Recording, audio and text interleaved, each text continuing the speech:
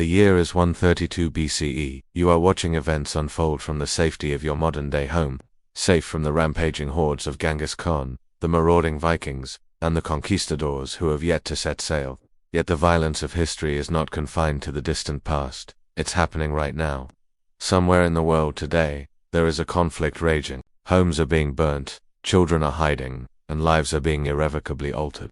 But what if we told you that there's someone who knows exactly how these people feel? Someone whose story played out on the very same stage of war and displacement centuries ago. Her name is Boudica. Though history remembers her as Boudica, the warrior queen, she was probably born to the title of Queen Boudica. Her father was King Cogidubnus, the leader of the Catavellani tribe in Britain, but as the Roman Empire cast its long shadow over Britain, he chose a different path.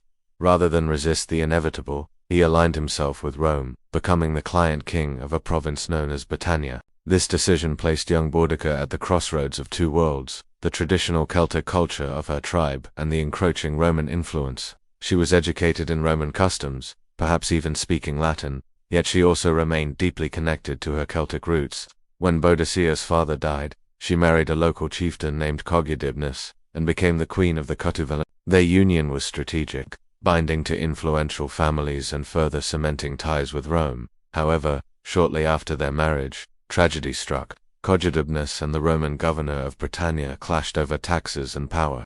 The governor, Didius Julianus, had Cogidubnus deposed and executed. This marked a turning point in Boadicea's life. Now widowed and with her father-in-law executed, she found herself at the center of a brewing rebellion. The people of Britannia, particularly the Iceni tribe, were simmering with discontent. They resented Roman exploitation and the injustices inflicted upon them. Boadicea's mother-in-law, Queen Annis of the Iceni tribe, had been mistreated by the Romans after her husband, King Cunobeline, died. The Romans, violating a treaty, seized the kingdom and ill-treated its people. These grievances provided the tinder for Boadicea's revolutionary fire. In 60 AD, under her leadership, the Britons rose up against the Roman oppressors. The rebellion spread like wildfire, encompassing other tribes and swelling Boadicea's ranks. She led her forces with a combination of traditional Celtic tactics and Roman military strategies she had learned during her years in the Roman court. Her army, though initially disorganized, became a formidable force under her command. She proved to be a brilliant military strategist, capable of leading her people to victory against the might of the Roman Empire. Yet the rebellion was not just about military victories, it was also a political statement. Boudica demanded independence for Britannia and an end to Roman exploitation. Her charisma and determination inspired the masses, making her a symbol of hope and resistance. But as the rebellion gained momentum, so did the brutality of the conflict. As the fighting intensified, the Romans responded with brutal force under the command of Suetonius Paulinus. Though Boadicea's forces achieved early victories, the Romans eventually crushed the rebellion. The accounts of the rebellion tell of terrible losses and the destruction of entire communities. Many historians believe that the rebellion resulted in the deaths of hundreds of thousands of people. Despite the tragic outcome, the rebellion led by Boudica remains a pivotal moment in British history. It demonstrated the potential for unity and resistance against oppression. Even in the face of defeat, the memory of Boudica as a warrior queen endured. Her story has inspired countless works of art, literature, and even political movements. But the true significance of Boudica lies not just in her legendary status, but in her embodiment of the struggle for freedom and equality. As we continue to grapple with issues of social justice and equality today, her story offers a powerful lesson. In a world where power often seems unassailable, she reminds us that resistance and resilience can be the most potent weapons against oppression. In the annals of history, there have been many powerful women, but few have left a legacy as indelible as Boudica's. Her story, though often overshadowed by her male counterparts in history books, deserves to be at the forefront of our collective memory. Because Boudica is more than just a warrior queen. She is a symbol of courage, determination, and the indomitable spirit of those who dare to stand up against tyranny. Welcome back, everyone. Today's video is part of a series called Queens of Darkness. These videos explore the lives of women throughout history whose thirst for power knew no bounds, whose hunger for control led them to commit unspeakable acts. Acts so chilling, so brutal, so captivating that even today we find ourselves both fascinated and horrified by their deeds. But before we delve into the darkness, a quick reminder: if you find value in our work, Support us by subscribing and becoming part of our community. Now let's dive into the shadows. History often celebrates kings, emperors, and generals. Their names are etched into monuments, their victories carved into stone, their defeats retold in endless chronicles. But hidden in the shadows of those stories lies another truth. Sometimes the fate of empires rests not in the hands of men, but in the hands of women. Women who were underestimated, silenced, and buried in the footnotes of history, but whose power shaped the destiny of nations. This is the story of a forgotten empress, a woman who stepped into a crumbling empire and, with unmatched cunning, forced the world to remember her name. Her rise began in obscurity, born into a court poisoned by intrigue. She learned early that survival meant silence. She watched as nobles clawed at each other for favor, as generals turned victories into claims for power, and as the throne itself became a battlefield. In that chaos, she remained quiet, her intelligence disguised as obedience. To the men around her, she was harmless, another figure meant to smile, nod, and fade into the background. But behind her silence she listened, she learned, she mapped the ambitions of every man in the room. And when the moment came, she struck with precision that would echo for generations. Her husband, the emperor, was powerful in name but weak in rule. He trusted too easily, listened too little, and ignored the rising storms around him. Enemies gathered at the borders. Rivals whispered in the palace halls. And the people, starving and restless, no longer feared the crown. The empire stood on the edge of collapse. It was then that the empress stepped forward. At first, she played the role of loyal consort, speaking softly, offering counsel only when asked. But each suggestion she gave planted seeds. Each whisper reshaped the emperor's decisions. And soon, it was not he who ruled but she. Her methods were not of the battlefield, but of the mind. She saw corruption not as an obstacle, but as a tool. She bent it to her will, placing allies where enemies once stood, rewarding loyalty with unimaginable riches, and punishing betrayal with silence so terrifying that no one dared to cross her twice. The generals mocked her, the nobles dismissed her, but when rebellions erupted, it was she who crushed them with ruthless efficiency. When foreign armies invaded, it was her strategies that saved the capital. Slowly the empire began to realize that their survival depended not on the emperor, but on the woman standing at his side. And then came the moment that defined her reign. Ahivao Empire vast, rich, and hungry believed the throne too weak to resist. They launched an invasion, confident that one strike would bring centuries of history to an end. The emperor panicked, his advisors fled, but the empress remained. She gathered what forces remained loyal, rallied the people with speeches that burned into their memory, and devised a plan that turned desperation into victory. When the dust cleared, the rival army was broken, their ambitions crushed. The empire stood not because of the emperor, but because of the woman standing at his side. And then came the moment that defined her reign. Ahivao Empire vast, rich, and hungry believed the throne too weak to resist. They launched an invasion, confident that one strike would bring centuries of history to an end. The emperor panicked, his advisors fled, but the empress remained. She gathered what forces remained loyal, rallied the people with speeches that burned into their memory, and devised a plan that turned desperation into victory. When the dust cleared, the rival army was broken, their ambitions crushed. The empire stood not because of the emperor, but because of the woman standing at his side. From that day forward, her rule was unquestioned. The emperor, humiliated by his own weakness, became little more than a figurehead. The nobles who once dismissed her now bowed in fear, and the people, whether they loved her or hated her, recognized that she was the reason they still had a nation. But power always demands a price. Her reign was marked by suspicion, betrayal, and blood. Friends turned to enemies, family became rivals, and the empress, once underestimated, became infamous for her merciless grip on the throne. She trusted no one, she forgave nothing, and in her relentless pursuit of survival, she transformed from savior into tyrant. The chronicles record her reign in whispers. Some call her brilliant, others call her monstrous. Yet all agree on one thing: she was unstoppable. Her enemies fell, her rivals vanished, and her empire, though scarred, endured. What makes her story haunting is not just the power she wielded, but the legacy she left behind. The emperor she overshadowed is remembered as weak. His name fades in the annals of history, a footnote at best. But her shadow lingers, stretching across the centuries, forcing us to ask a question few dare confront. What is the true cost of power? Was she ruthless or simply necessary? Did she save the empire or merely delay its inevitable collapse? Was she a tyrant or the only ruler strong enough to hold the crumbling world together? Perhaps the answer lies not in the judgment of history, but in the silence of those who lived under her rule. Silence, after all, can mean fear, but it can also mean survival. As you listen to her story, remember this: power does not always roar. Sometimes it whispers, and sometimes the whispers outlast the empires they shaped.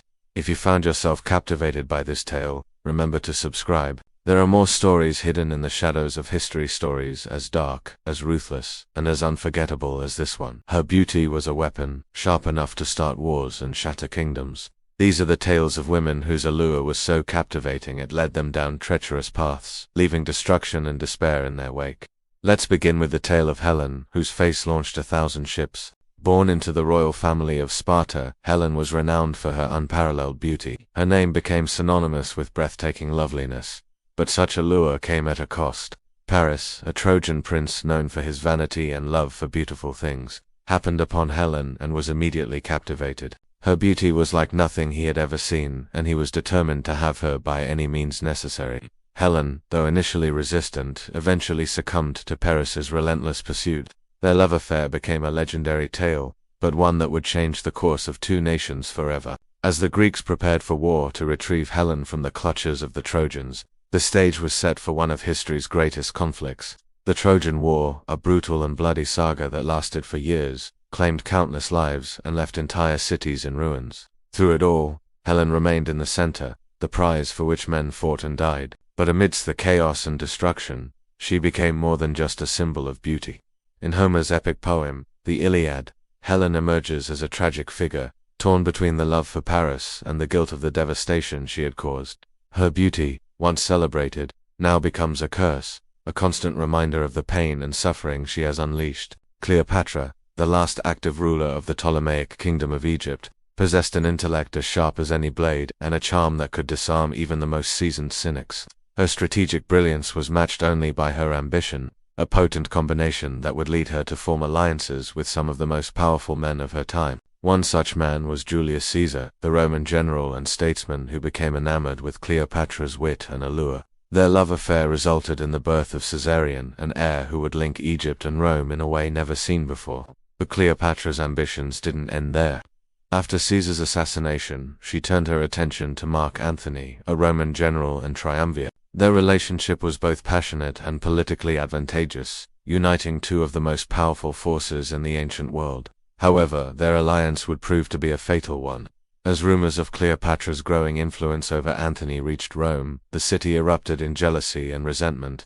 Accusations flew, and soon Antony and Cleopatra were declared enemies of Rome. With their reputations tarnished and their enemies closing in, the lovers took their own lives rather than surrender.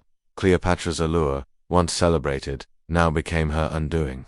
A fatal distraction that led to the downfall of not just herself, but of Antony as well. Nefertiti, an Egyptian queen best known for her stunning bust, which is one of the most iconic works of ancient art. Her beauty was said to be otherworldly, captivating all who laid eyes upon her. But behind her breathtaking appearance lay a cunning mind and an ambitious spirit. As the wife of Pharaoh Akhenaten, Nefertiti played a pivotal role in transforming Egyptian religion, shifting the nation's worship from the traditional gods to the sun deity. She also accompanied her husband on diplomatic missions, showcasing not just her beauty, but her intelligence and charisma. However, as the 13th year of Akhenaten's reign approached, the royal court moved from Thebes to the new capital of Nagariko, and Nefertiti's influence began to wane. Some believe her beauty may have been the very thing that led to her demise, as it often does for those who wield such power. Whatever the case, her story serves as a reminder that even in the world of pharaohs and queens, beauty alone cannot conquer all. Each of these women was undeniably beautiful, but their allure had a dark side.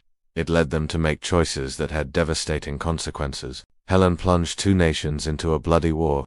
Cleopatra's charm led to the downfall of Rome and Antony, and Nefertiti's beauty may have been the very thing that sealed her fate. Their stories are cautionary tales, reminding us that beauty and power, if unchecked, can corrupt even the purest hearts and lead to the darkest of destinies. But history, like life, rarely gives us simple lessons. For while these women may have caused pain and destruction, they also embodied the complexities of human nature. The allure of forbidden love, the thirst for power, and the agony of choices that must be made. In the grand tapestry of history, some threads shine brighter than others. Kings and emperors, their names echoing through the ages. Queens, however, often fade into the background, remembered as ornaments on a king's arm rather than architects of their own destinies. This was especially true in the 16th century Ottoman Empire, where power was a game of shadows and alliances, shifted like sands. Amidst this intricate dance of power, a queen named Nurbanu stood out, not merely as a ruler's consort but as a force to be reckoned with. Our journey today takes us to the heart of the Ottoman Empire, where the Sultan's court was a battlefield of ambition.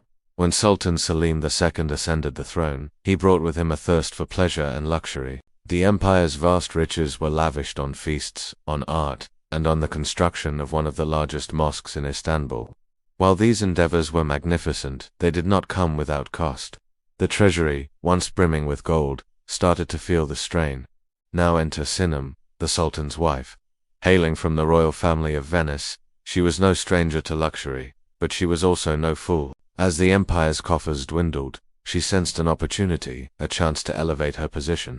Not just for herself, but for her son, Prince Bazida. With subtle maneuvers and strategic alliances, Nurbanu set her sights on the throne.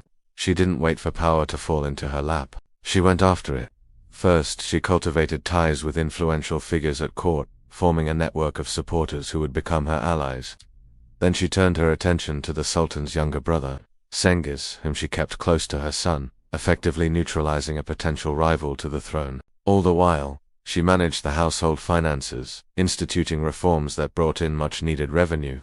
Her grip on the empire's purse strings further solidified her influence, giving her the resources to outmaneuver her opponents. Yet her rise was not without its challenges. There were members of the court, particularly the Sultan's mother, who saw Nurbanu's maneuvers as a threat. They questioned her motives, her loyalty, and sought to limit her influence over the Sultan. But Nurbanu was prepared. She weathered the storms of court intrigue with grace, her resolve strengthened by the prospect of securing a future for her son. Her patience paid off. Sultan Selim's extravagant spending eventually caught up with the empire's resources. His inability to rein in his expenses led to discontent among the populace, which in turn fueled instability at court. Selim's mother, once a staunch supporter of Nurbanu, now found herself swayed by the rumblings of discontent. In this moment of crisis, Nurbanu's foresight and maneuvering shone. She had positioned herself so well that when the Sultan's mother died, there was no serious opposition to her son's claim to the throne. Without the backing of the royal family, it would have been difficult for anyone else to challenge Bayezid's right to rule.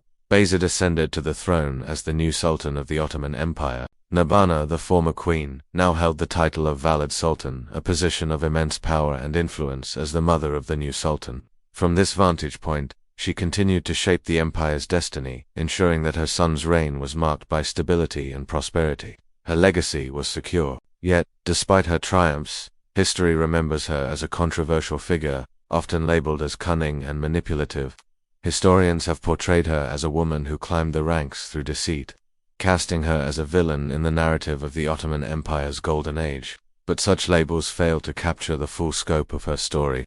Nurbanu was not just a scheming queen, she was a survivor. She played the game of court politics, not out of malice, but out of necessity. Her actions were driven by a desire to secure a better future for her son in a world where the rules were rigged against them. Moreover, her contributions to the empire's financial health were instrumental in stabilizing a kingdom on the brink of collapse. In doing so, she laid the groundwork for her son's successful reign. Nurbanu's story is a reminder that history is often written from the perspective of the victors. Those who wield power tend to write the narratives that shape our understanding of the past. As a result, many unsung heroines like Nurbanu remain shrouded in the shadows, their stories lost to the whims of time and the biases of historians. But their legacies live on, not in the annals of history books, but in the echoes of their impact on the world around them. In the grand theater of history, few acts are as captivating as the tale of betrayal. From the highest echelons of power to the humblest of abodes, the sting of treachery is a universal language.